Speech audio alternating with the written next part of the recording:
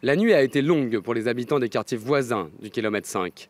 Hier dans l'après-midi, les forces de sécurité intérieure centrafricaines ont abattu, à côté de la mosquée centrale, un dénommé Big Man, chef d'un groupe d'autodéfense du PK5. Dans la nuit, ces partisans se sont introduits dans les quartiers voisins et ont commencé à incendier les maisons, ainsi qu'à tuer d'autres habitants, dont un pasteur. Ces événements ont eu pour conséquence la fuite vers le camp de Mpoko, à côté de l'aéroport de Bangui, de plusieurs centaines de ces habitants de ces quartiers.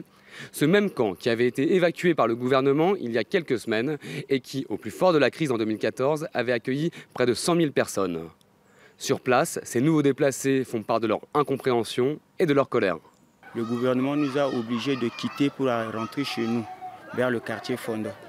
Le problème c'est quoi? Big Man, lui il était dans le quartier avec ses milices là-bas. C'est le gouvernement même qui a demandé à l'OCRB et gendarmerie d'aller le tuer là-bas.